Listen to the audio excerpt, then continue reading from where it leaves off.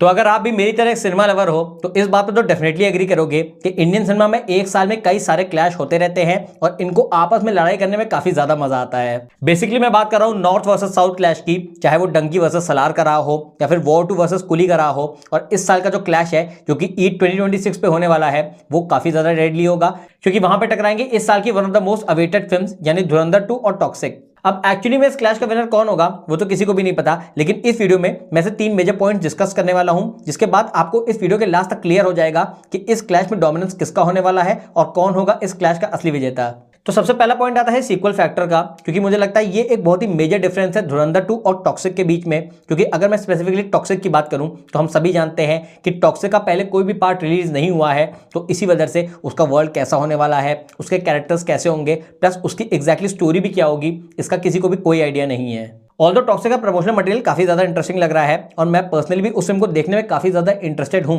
But having said that क्योंकि मुझे उनके कैरेक्टर से पर्सनल कनेक्शन नहीं है तो कहीं ना कहीं एक वॉइड तो डेफिनेटली बना हुआ है। बट वहीं ऑन द फ्लिप साइड अगर मैं धुरंधर 2 की बात करूं तो हम सभी जानते हैं कि ये धुरंधर 1 का डायरेक्ट सीक्वल है, यानी कहानी एग्जैक्टली वहीं से शुरू होगी जहां पे धुरंधर 1 की खत्म हुई थी। और उसमें भी सबसे खास बात यह आ जाती है कि धुरंधर 1 के जितने भी कैरेक्टर्स हैं, जो भी स्टोरी लाइन है, प्लस जो भी कुछ शॉकिंग रेवलेशंस होने वाले हैं, वो सारे के सारे हमको धुरंधर 2 में देखने को मिलेंगे। इनफैक्ट मुझे बताने की जरूरत भी नहीं है कि धुरंधर 1 के कैरेक्टर्स कितने ज्यादा आइकॉनिक थे, चाहे वो रणवीर सिंह का हमजा का कैरेक्टर हो या फिर अर्जुन रामपाल का major Iqbal character. In fact Akshaye Khanna के रहमान डकैत के कैरेक्टर को तो पब्लिक ने काफी ज्यादा पसंद किया था। सो इन्हीं सारे फैक्टर्स की वजह से धुरंधर 2 का हाइप ऑलरेडी बना हुआ है और इसी वजह से इस फिल्म को बहुत ज्यादा प्रमोशन की भी जरूरत नहीं है। एंड आई पर्सनली बिलीव कि इस पर्टिकुलर पॉइंट की वजह से इस फिल्म की ओपनिंग टॉक्सिक से बड़ी लगने वाली है। जिसके बाद सेकंड पॉइंट आता है स्क्रीन काउंट का, और सीक्वल फैक्टर की तरह ये पॉइंट भी काफी ज्यादा ऑब्वियस हो जाता है। हम सब जानते हैं कि दिसंबर में जब धुरंधर फिल्म रिलीज हुई थी तो वो फिल्म एक स्लीपर हिट थी, यानी रिलीज होने से पहले सबको ऐसा ही लगा था कि ये फिल्म शायद 250 से 300 करोड़ का बिजनेस कर लेगी।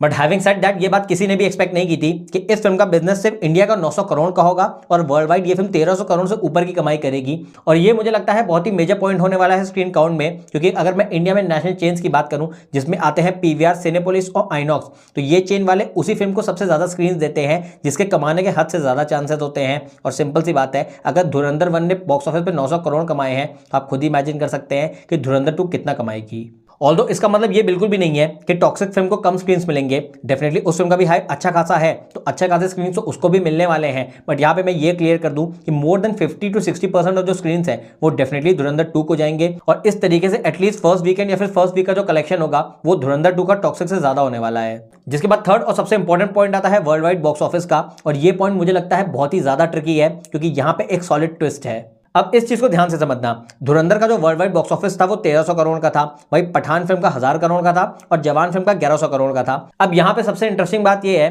कि ऑल्दो धुरंधर ने पठान और जवान जैसी फिल्मों से ज्यादा कमाई तो की थी इंडिया में, बट फिर भी ओवरसीज में उसने बहुत ज्यादा नहीं कमाया। और उसका सिंपल रीजन ये था कि गल्फ कंट्रीज में धुरंधर 1 बैंड थी, विच मेक्स इट क्लियर कि हमारी जितनी भी इंडियन मूवीज है उसका गल्फ कंट्रीज में रिलीज होना कितना ज्यादा इंपॉर्टेंट है। और जस्ट इन केस अगर वो रिलीज नहीं होती है तो हमारा बिजनेस ओवरसीज मार्केट में बुरी तरीके से हैम्पर हो जाता है। तो अब ये बात तो सब जानते हैं कि धुरंधर 1 ने पाकिस्तान को बुरी तरीके से एक्सपोज किया था और धुरंधर 2 भी कुछ ऐसा ही काम करने वाली है, जिसका सिंपल मतलब ये है कि धुरंधर 2 भी गल्फ कंट्रीज में रिलीज नहीं होगी और ये इसके ओवरसीज बिजनेस को बहुत बुरी तरीके से हैम्पर करेगा। तो वहीं इसके ठीक उल्टे अगर मैं टॉक्सिक फिल्म की बात करूं तो सबसे पहले तो उसका कंटेंट कोई भी एंटी पाकिस्तान नहीं है। सेकेंडली ये केजीएफ चैप्टर 2 के बाद यश की नेक्स्ट फिल्म होने वाली है और इस वजह से इस फिल्म की हाइप ओवरसीज मार्केट में बहुत ही ज्यादा है। इनफैक्ट बहुत लोग ऑलरेडी स्पेकुलेट कर चुके हैं कि टॉक्सिक फिल्म की एडवांस बुकिंग फॉरेन मार्केट में जैसे ही चालू होगी सारे के सारे ओवरसीज फैंस बिल्कुल टूट पड़ने वाले हैं। और इसका सिंपल मतलब ये है कि कहीं ना कहीं ओवरसीज में डोमिनेंस जो है वो टॉक्सिक का ज्यादा होगा एज कंपेयर टू धुरंधर 2। अब ऑल्दो मैं यहाँ पे ये चीज क्लियर कर दूं कि ऐसा नहीं है कि धुरंधर 2 फॉरेन मार्केट्स में नहीं कमाएगी, क्योंकि ऑब्वियसली सीक्वल फैक्टर तो है ही उसके साथ, बट मेरे बोलने का मतलब ये है कि एटलीस्ट फॉरेन मार्केट में इन दोनों फिल्मों के कंपैरिजन में जिसका पलड़ा ज्यादा भारी है वो डेफिनेटली टॉक्सिक है।